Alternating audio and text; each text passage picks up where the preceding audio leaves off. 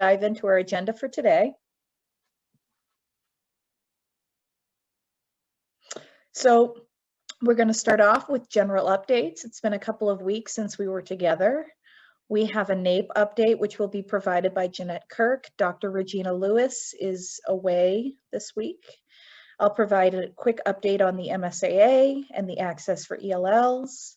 Nancy is going to provide some updates on the Maine science assessment with that administration window coming up quickly.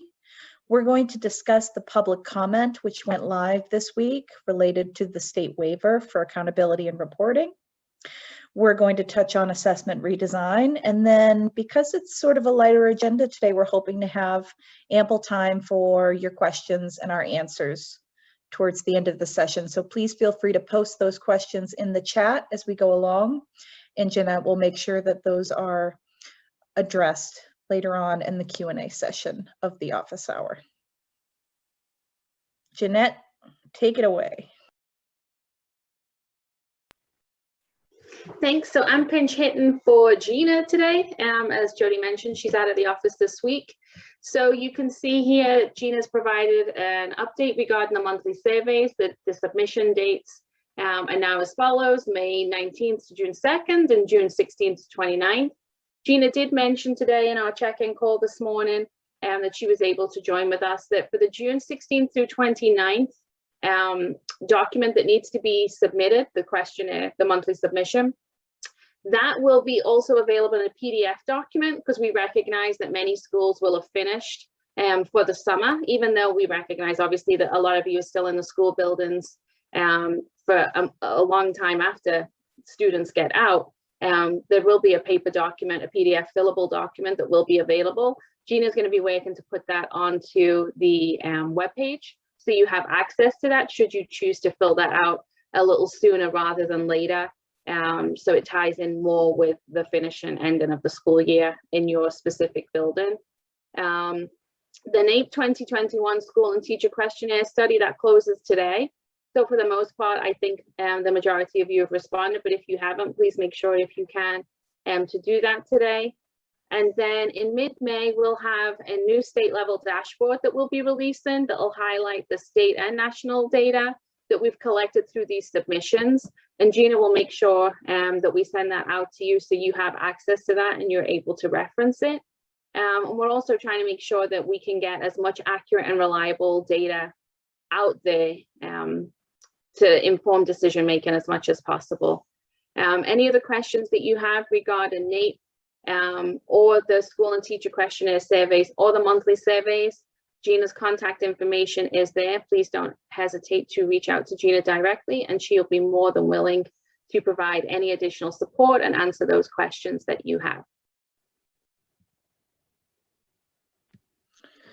So a few quick updates for the MSAA this week. The MSAA, as you know, is our alternate assessment in ELA and mathematics. The MSAA Science is our alternate assessment in science. So after today, we have 2 weeks remaining in the assessment window. Those 2 weeks are actually the 2-week extension that we began working with the other states in the consortium, as well as our vendor, to establish several months back. And the SAUs continue to prove the impossible, that we are able to safely assess the students who are in-person learners, even with our population of students with the most significant cognitive disabilities, finding time with challenges of hybrid scheduling of services for students to have the equitable opportunity to participate in these assessments. So we continue to be grateful to you. The student assessments for the MSAA, they must be completely submitted before the close of the assessment window. That's also something I'm sharing with your alternate assessment coordinators. So a student assessment that is in progress at the time the window closes, the responses would not be captured by Cognia, which is our vendor within the MSAA system. So the TA, let's say we have a student who is in an in-progress test, and then the school goes to quarantine in the last 4 days of the assessment window and they're unable to finish, which we know is a reality this year, you know, and we're just trying to work with those realities. The TA should still proceed to go through, to click through to the end of the assessment and submit, to make sure that the items, the scoreable items that the student was able to participate in are scored, and that the district can receive the data for that student. And just a couple of reminders, the early stopping rule. This is another thing that I've been reaching out to alternate assessment coordinators about. The early stopping rule is really only used in instances for students who do not have an observable response of communicative intent. And so if a student is frustrated with the assessment, or the student lacks the content knowledge to find the correct response, or the student behavior is challenging, those are not instances in which the early stopping rule would be applied. And I know that everyone knows that. It's just a reminder as we get into these final 2 weeks of the assessment window. And the last thing I want to touch on today is the observation tool, which was shared out with the alternate assessment coordinators about a month back. We asked that all SAUs complete at least one observation tool for their students participating in the alternate assessment. Really, the goal of this tool, as a reminder, is to gain information about the student assessment experience. So there are questions in the tool that relate to, the valid and reliable administration and the standard administration of the assessment. But as you get a little more in depth into the tool, it begins to ask about student assessment experience questions, such as, did the student require frequent breaks? What's triggering the need for breaks? What strategies are being used to help the student access the items or continue with the assessment? And it's the hope that this tool will be valuable to the districts and help them gather information about some of those students for whom we need more information, not only about what a student knows and understands, but what the assessment experience is like for that student. And we can move on, Cheryl, to the next slide. And then the access for ELLs, as everyone knows, closed 2 weeks ago. On April 16th, all the completed assessments and secure assessment materials are to be postmarked by today to be sent back to WIDA DRC. And an email did go out to all of the users with WIDA accounts earlier this week. I've also been advertising that and sharing it via the ESOL listserv. And as a reminder, the online reports will be available in WIDA AMS on June 18th. Again, we know that that is later than we prefer to have that data back for our English learners. It was an unavoidable downstream effect of extending the assessment window this year, which we did to hopefully allow more English learners to participate safely in the language proficiency assessment. And so we will have the online reports on June 18th with printed reports sent to district on July 12th. And that's it for me.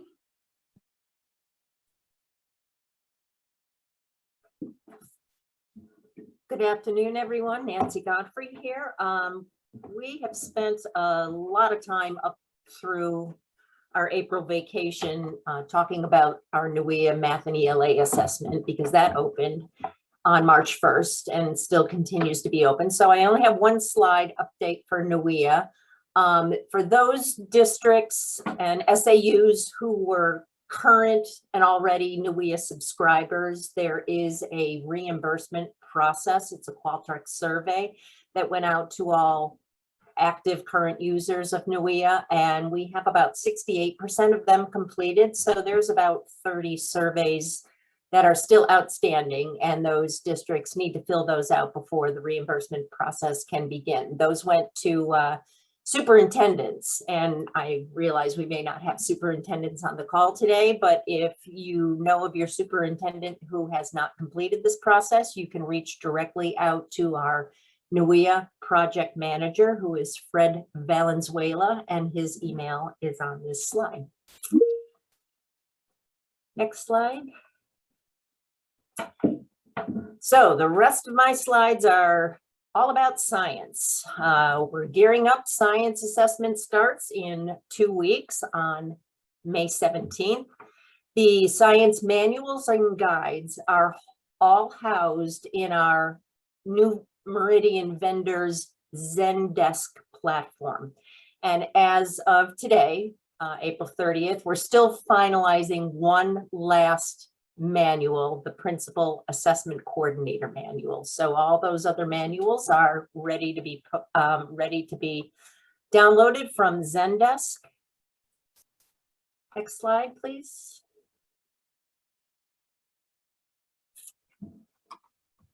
Oops, sorry. Yesterday, we had our first Zoom science training for technology and installation of the Atom lockdown browser. This was for district assessment coordinators and technology coordinators. We had unexpected online challenges, and we apologize for that. The recording for this session, the live Q&A session from yesterday, April 29th, is now available and found on the Zendesk.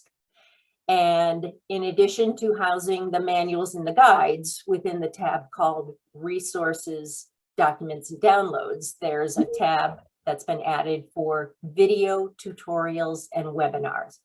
And we'll take a look at the Zendesk platform in just a few minutes.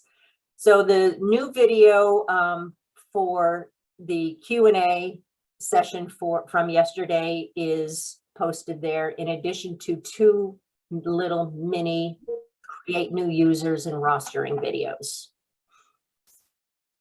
Next slide, please. For our 3 phases of science training updates, the session that was supposed to be first, which was postponed from last Tuesday, is rescheduled for this coming Tuesday, May 4th. This is the NGSS Science Overview, which will focus on outlining the new NGSS disciplinary core ideas, science and engineering practices, cross-cutting concepts, and the performance expectations of the NGSS. The 30-minute video is housed actually not currently in the Zendesk. That is in the Maine DOE YouTube page, but you don't have to find out where that is. The link on this slide and also on the science assessment webpage takes you directly to that 30-minute video. If you could watch that before you join on Tuesday, May 4th for that session, that would be great. Next slide.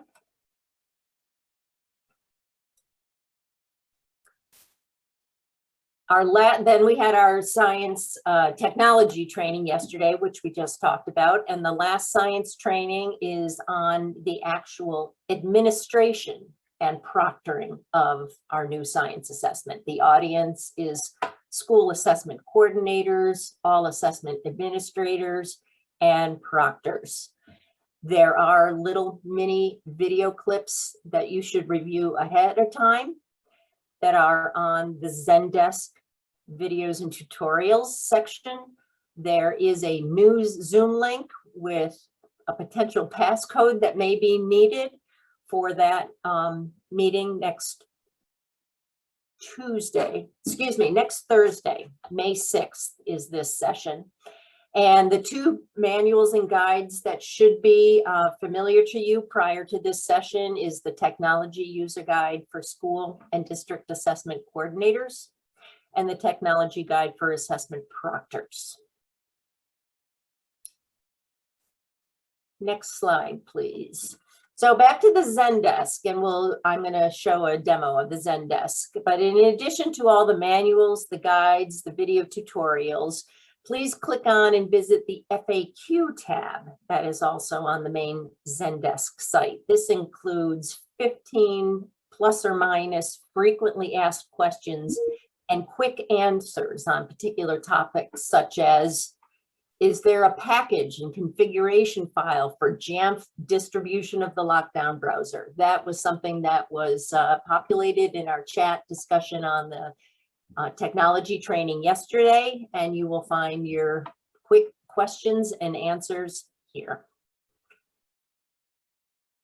Next slide, please. And if I'm going to share my slide, 1 second.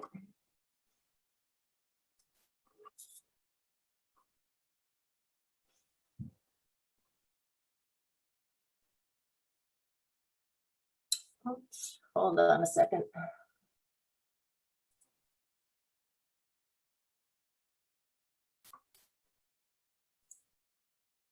Oh, now I can't see what I'm sharing.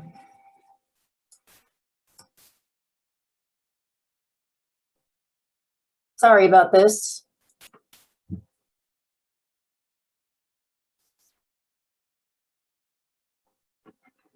Can someone on our team let me know if and when you're seeing the Maine DOE Adam? We see it, We are Nancy. seeing it. Okay, thank you.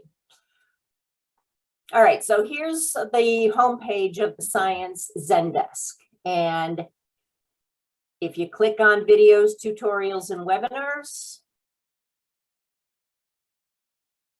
the first one is yesterday's recording from the technology Q&A session. There's a little, I believe this one is 4.5-minute quick video for creating new users. There's a quick 8-minute video for rostering students. And these little quick videos will populate as they are completed by New Meridian and posted here. I'm gonna go back. When you click on the resource downloads and documents, this is where all the manuals and guides are housed.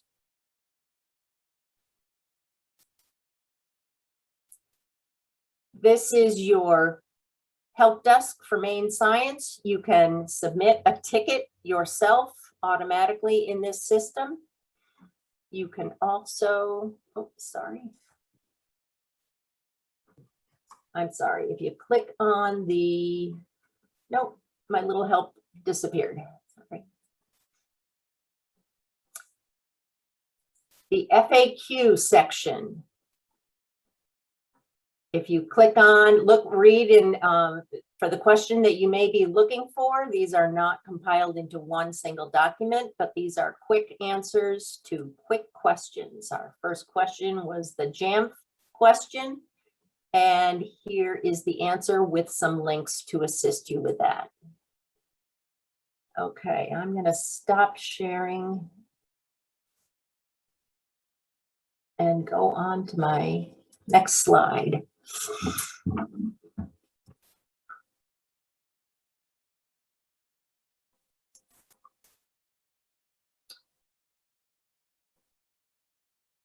Cheryl, do you have control back again that you're sharing? Thanks. There we go. Okay. Could we go to the next slide, please?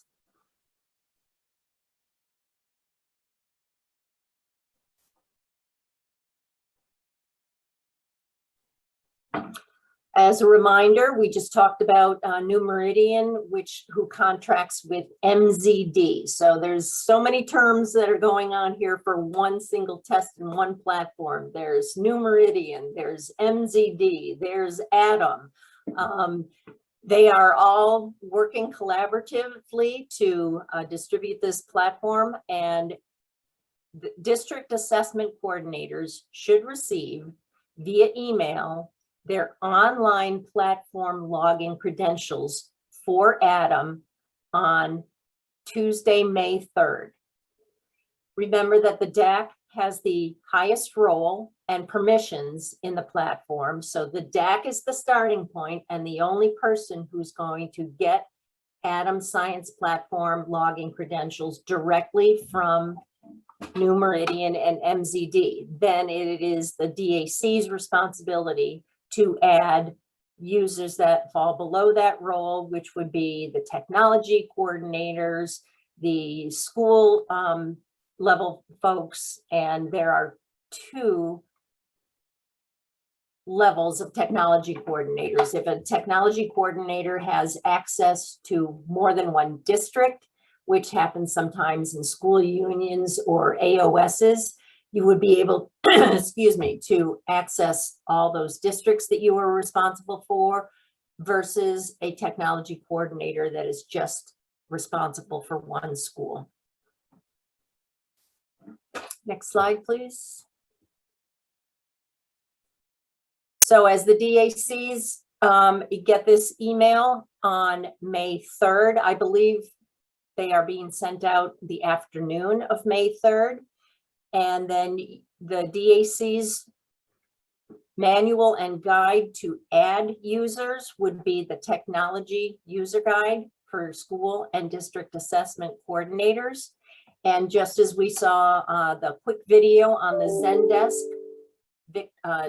videos and tutorials is a quick video on how to create new users underneath a DAC role.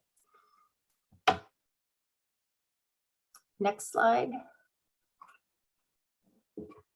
We have the availability now of the new science tutorial and practice test. It's tutorial / practice test. I think it can be called either or. This is available now in a web browser based and will also be available with the lockdown browser with the same test code once that is installed on student devices.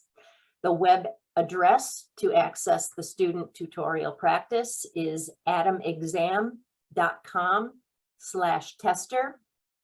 You can use the test code, the first test code, which would give you the practice test without text-to-speech.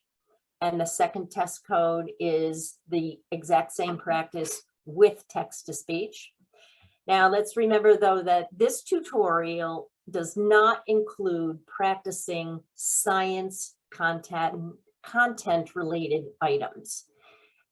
As this is Maine's first online science assessment, the tutorial and practice demonstrates how different tools and item types will be functioning in the platform. This includes showing students how to use the tools of next question, going back, pausing, resuming. Accessibility tools such as the color scheme change, the background on the foreground colors, the font size, and the zoom. It shows students how to use the line reader, the highlighter, flag an item, going to the review page, finishing and submitting your test, using a response masking tool. And within the platform, although there aren't science-specific questions, it's got some examples of a multiple choice question, which has one answer choice, a multi-select question that has more than one answer choice, a short answer or constructed response. And even more exciting is our new technology enhanced items in this platform. So in the practice tutorial, students will be able to play around with dragging and dropping, selecting buttons in a table of a question. Some items have drop-down menus, and some, of course, have short answer and constructed responses. And I'm all set.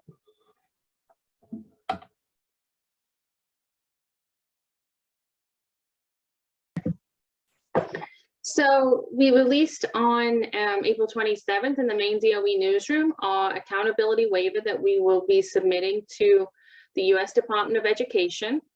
I've included a link there to the Maine DOE ESSA webpage, which provides the entire document of the waiver request that would be submitted, so you can review the entire request that will be sent. And then public comments available until May 10th. So that started April 27th, runs through May 10th.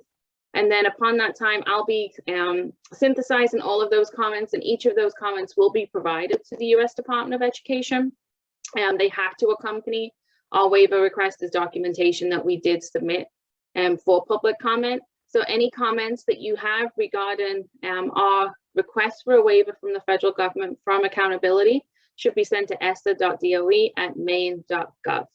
And we will make sure that we include those, address them, and forward them on to the U.S. Department of Education with our waiver request. Another update I have for you is assessment redesign. I know it's been some time since I sent out the initial survey and letter of interest through the DOE newsroom. We currently have 145 educators that have expressed interest in participating. I'm finalizing the initial slide decks for the introductory overview sessions that kind of just develops that common understanding of where we're at, what the vision potentially could be, the questions that are posed, and some group activity work so we can engage in that brainstorming and that thinking.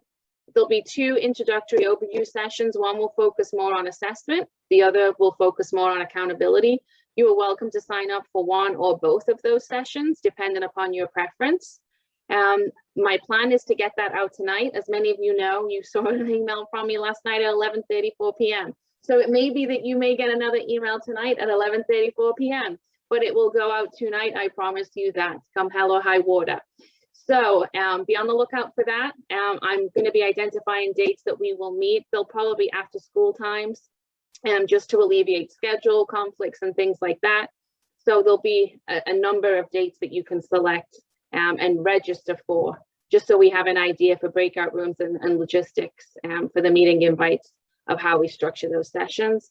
And I do want to thank you for your ongoing patience. I know it has been a significant amount of time since I've sent it out, but I want to let you know that it's not fallen off the radar. The intent is still to bring educators together to work out a best way forward for Maine and what's best for Maine. So thanks for your ongoing patience with that.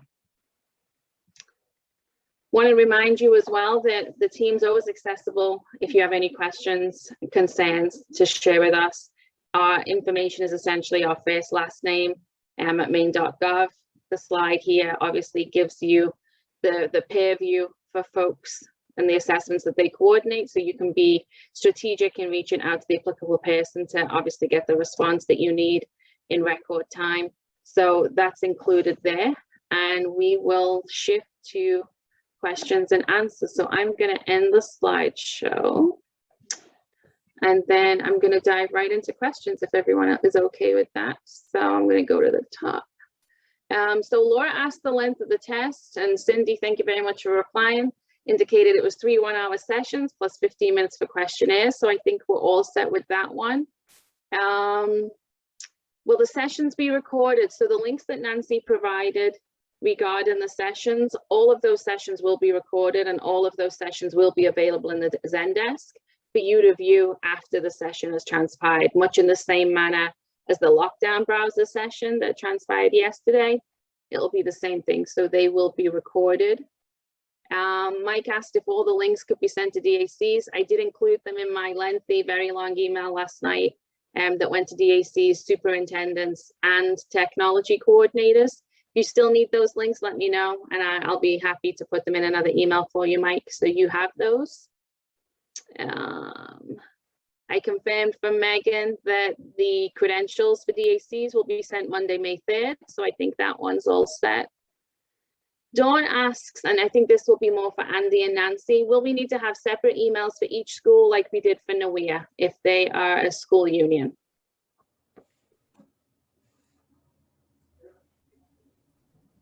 Yes. Andy and I are both, wait a minute, let me think about that. Okay. I'm trying to think. We had this discussion, and I'm trying to remember what we ended up on. I do believe you would, because otherwise it would bring in student test data from local districts that may not have any causal connection. I don't know if Fred could verify that if he's available. Fred won't be verifying this one because it would be the science. Oh, sorry, science. Yeah. My apologies. Science. My apologies. I don't think you do need. I don't think you do need that and separate. answer that question later. Yeah, sorry. We're going to look into that. Yeah, I don't. Okay. Yeah, okay. I just, in the past, the science has been, I'm DAC for 5 schools and they were all in one place, but NWA was the first time they weren't. So I Right. wasn't sure of the setup of New Meridian. Andy, if I remember the conversation with tabs, right? Like you Yeah, had there's a tabs. drop down. Yes. Yeah, Dawn, you're in luck. So you're gonna Yes. when you go in, you'll be able to drop down and select your organization. Is what Awesome. it's called. Sorry. Yes. Sorry. I'm clearly my brain is on. It might be Friday. It's Friday. Yeah. Thank you. Friday. All right. So Dawn, does that answer your question? You all set? Perfect. Nancy Harriman asked, will the NGSS video with the sample middle level items is great. When will we receive something similar for grade 5 and 11? There is no plan at this time to record another What's New with NGSS. That was just an overall short video, 30-minute video for that. It may rely on the middle level grades as opposed to the elementary, but we will not have another video on that. I just want to add for the for the demonstration of NGSS items and the student practice and tutorial test, people have asked me, well, what do you mean it's not going to show what the science questions look like? It doesn't, because we'll have to keep in mind that this is the first year of this assessment. This is an operational field test assessment. We don't have a bank of extra items. We don't have a bank of released items. There aren't items that we can just put out there for practice tests at this time. So the practice tutorial for the students is on the functionality of the platform and how questions are structured, but they're not actual samples of NGSS test items. Thank you, Nancy. Nancy Harriman asks, one of our principals wants to know if the waiver comment is the appropriate place to comment on the waiver of the 95% rule due to COVID. Yes. So as part of the accountability waiver, that 95% participation, we're asking for that to be waived to not factor into accountability procedures. So yes, that would be the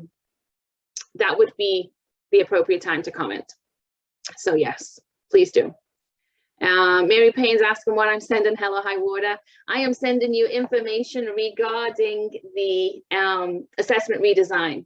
And so if you indicated that you would like to participate in those conversations for assessment and accountability moving forward, it is on my to-do list come Hello High Water today to get that done and sent out to everybody today. So you should expect an email, whether it be 3 o'clock this afternoon or 11:59 p.m. this evening. It will be today.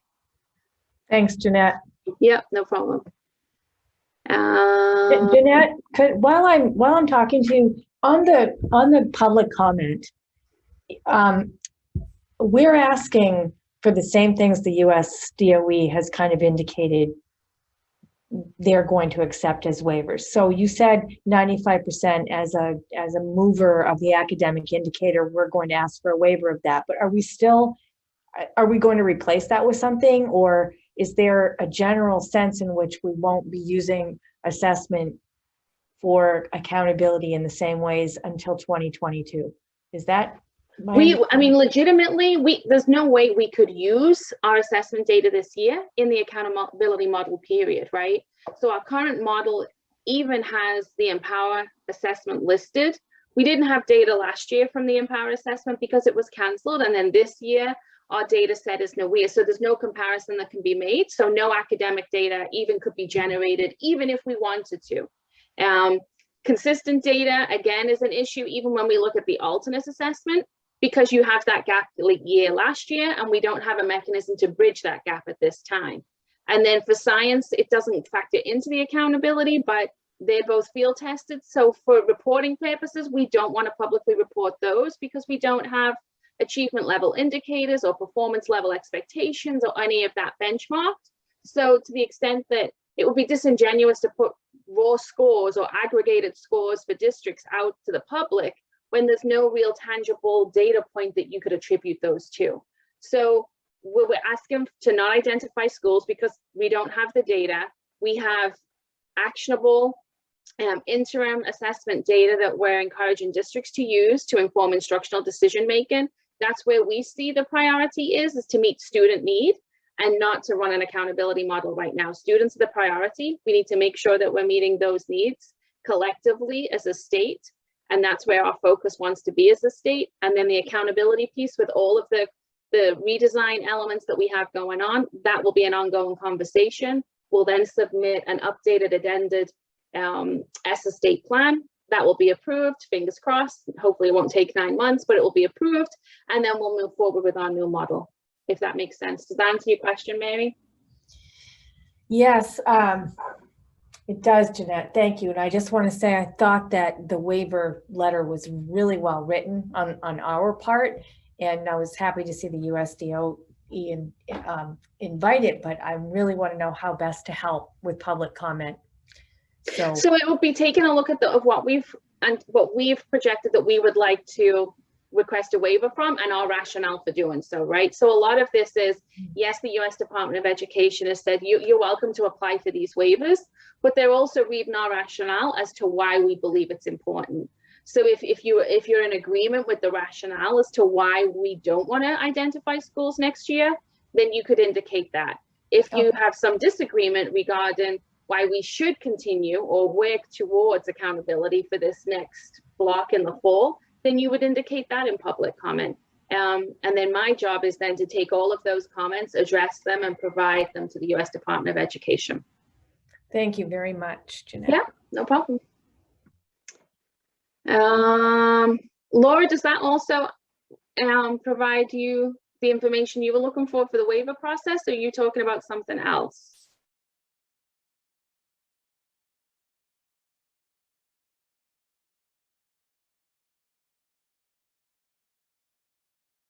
I'll presume that's okay then.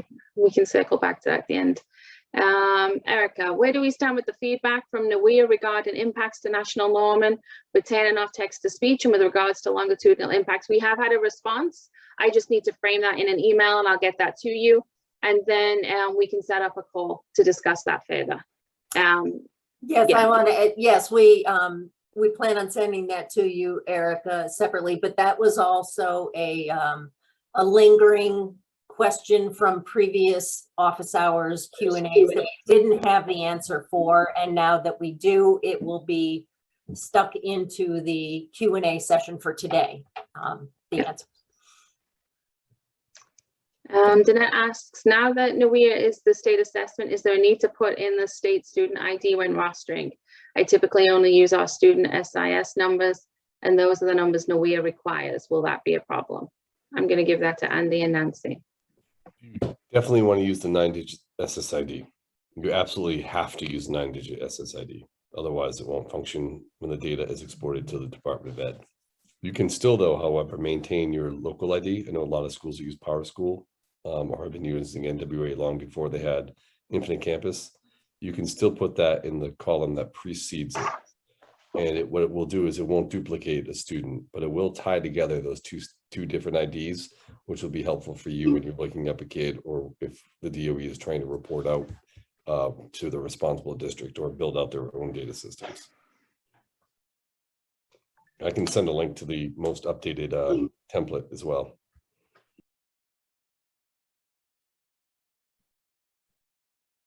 Nancy, I appreciate your comment regarding testing versus the actual science and the next generation science standards. Unfortunately, at this time, there's nothing further we can do because of this being a new product and us not having that bank of items to be able to share. If you want to reach out to me, we can obviously talk about that further if that's of interest. And I can also put you in contact with Shari Templeton, who's the science and technology content specialist at the department. Monique, if science is an operational field test, what will reporting look like? We've solicited a waiver. Well, we've requested a waiver from the US Department of Education separately that was submitted at least 5 months ago at this point, 6 months ago, that we would not report that data publicly because it would not be benchmarked. There would not be any achievement performance indicators.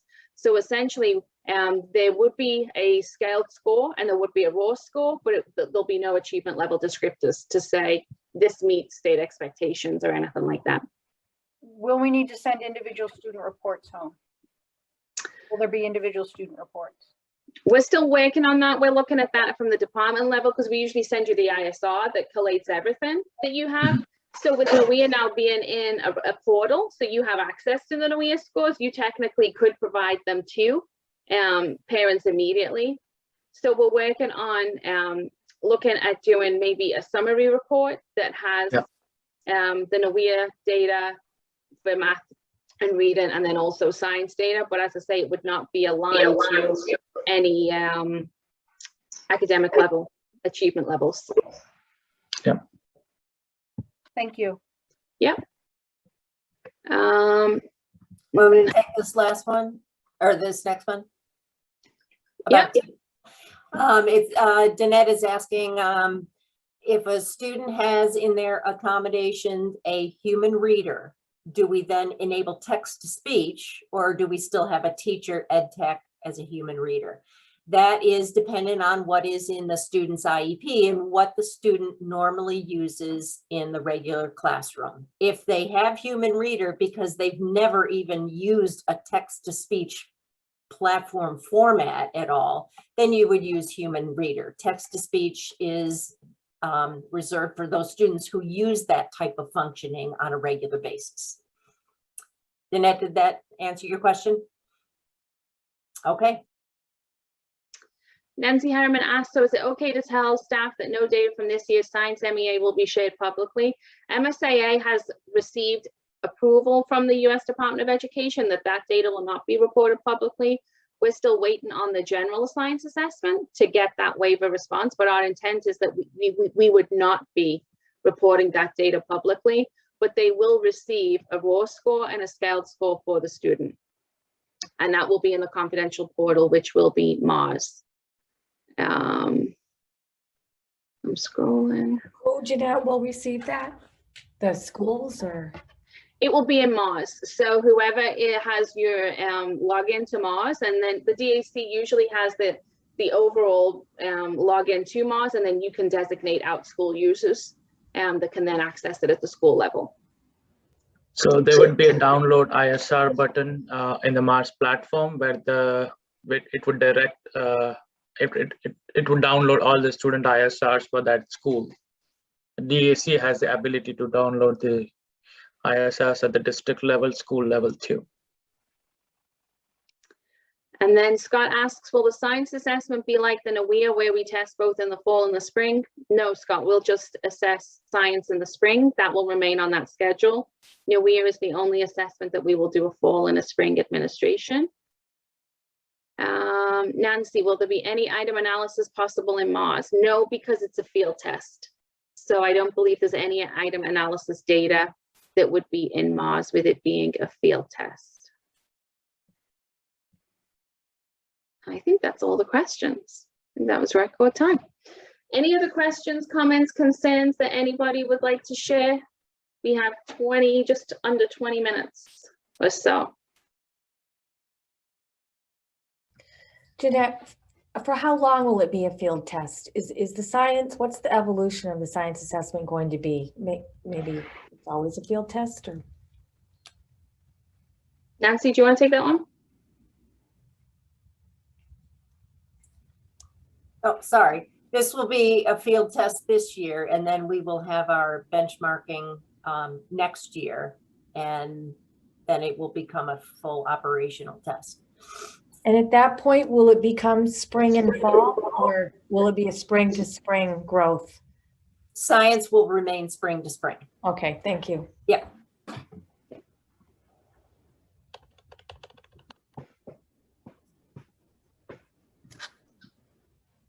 Any other questions?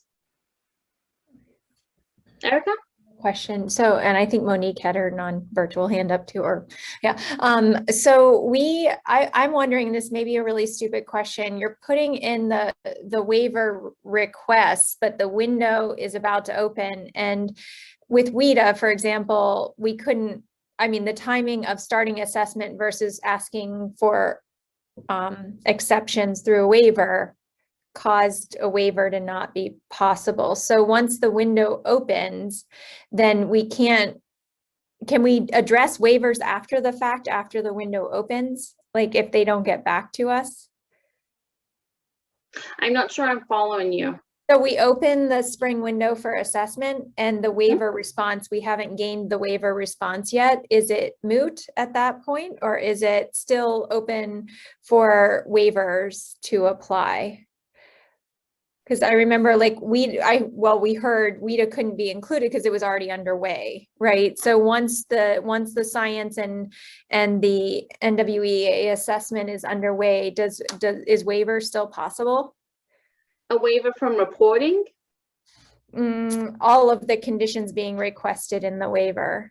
So all of the conditions primarily being requested under the waiver related to accountability. So ELP does factor into accountability, However, if we're requesting that waiver from accountability, that ELP data would not be utilized in the accountability model, because we recognize, you know, in order to be even in an ideal world, if the model was to be implemented with fidelity as it was designed, we have to have at least 10 students in a school participate for the ELP indicator to even be applicable. So even if you just had the initial layer of COVID, there may be many schools that may not have 10 English learners able to participate in the ELP assessment anyway, so that indicator in itself within the accountability model would become moot. Then factor in COVID and the impacts across the board to all other assessments, and then the transition in our math and ELA/reading assessments. That data is not there in order to be inserted into the accountability model. So therefore, we cannot effectively, I can't put NAWEA data into the accountability model, it do its magic and do what it needs to do, because that data is not comparable. It's different assessment data. One's summative in nature and one's interim in nature, and they can't be interchanged. So that's where the waiver piece comes in. Does that give you the answer? I think so, yeah. Okay. Monique?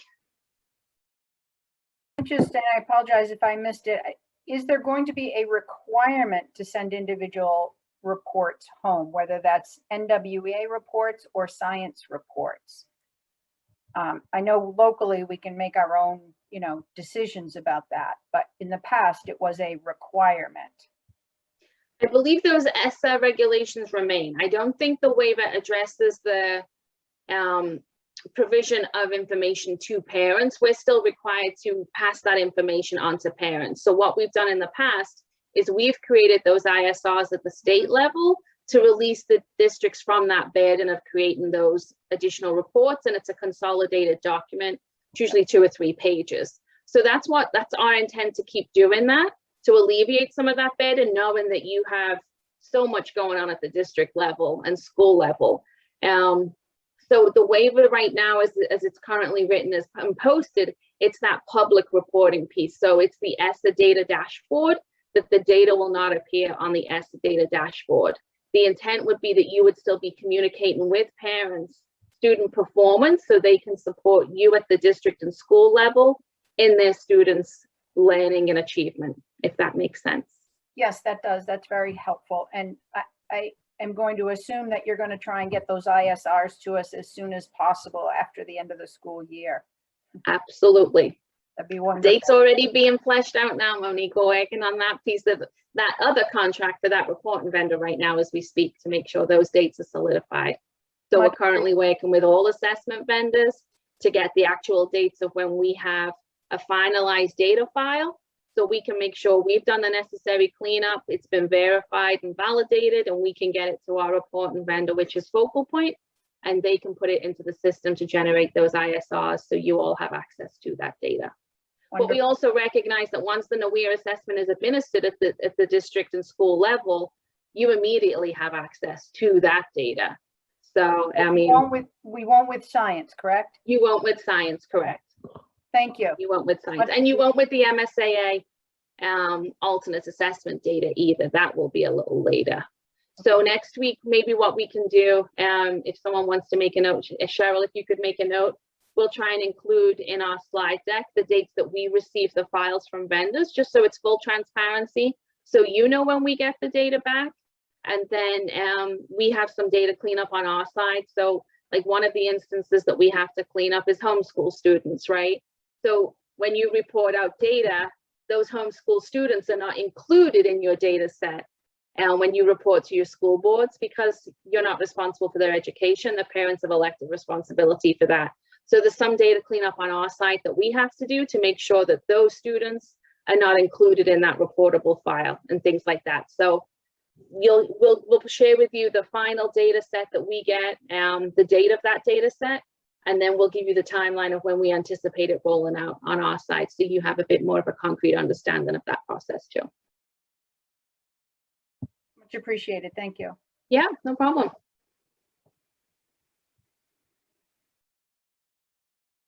Nancy asked if you use parent reports for NAWEA, we should not send them home this year. should we wait till your ISRs come out? Nancy, I think we're probably going to be looking at sending out very similar information that you would send out to your parents from the NWEA portal. So it's probably going to be much of a duplicate of what you would send out. So if you feel free to send those out, if you usually communicate with your parents before the end of the school year, feel free to do that. This would just be another summary that would have all of the data points collectively in one place. So I guess my question would be from an accountability perspective, because our schools will be out by the time your ISRs come out probably, would it be okay if we did send the NWEA data home, because it will we usually send the parent reports with end of year report cards? Yeah, that would be go ahead and perfectly send fine. those out then, and then send your ISRs in August or September when the kids come back? Is that, you know, not fast enough? No, and I mean, that's typically how we've always done it, Nancy, is because Okay. of the data, because usually when we get the summative data back, and by the time we've cleaned it up and done that back and forth with our vendors, by the time we then get it to the reporting vendor and it's in the system, and then they've done their data checks, and then it's populated into the document, and then districts have done their data checks within Mars, it usually is late September, early October that you get those ISRs. I'm Okay, hoping it's good. much sooner than that this year, Yep, but it's all right. but yeah, that would be fine. Thank you very much. I just want to make sure we weren't, that wasn't a problem if we sent Yeah, them. no, you're all set. You're good. Any other questions? Jeanette or Nancy, could you just confirm what I wrote in the chat box about the timeline? It's a field test this year. Next year, after the field test, I guess, is analyzed, we'll have point A of the accountability measure Well, science doesn't factor into accountability. So ever? science isn't in the science isn't in the accountability model at all. Okay, got it. Yeah. So, all right, so the point A and point Bs will be used for what at the state level, at our level? So Be used at your level primarily. I mean, we can do that aggregate data analysis, right? But really, it's going to be used at your level. I mean, but that's not to say if in the conversations that we have around assessment redesign and accountability redesign, there may be stakeholders that say, you know, I think it might be good to include science in our model. And that's something that we could examine, as well as other indicators that are also non-academic in nature, but are valuable to know. So all of that moving forward is kind of open for discussion, but currently as the accountability model is written right now, science does not factor into our accountability model at all. thank you very much. Yep. Sorry, I'm a little late to some of this. Not a problem at all. This is why we have these office hours, right? Like, so we can all be on the same page, common language. Absolutely. Any other questions?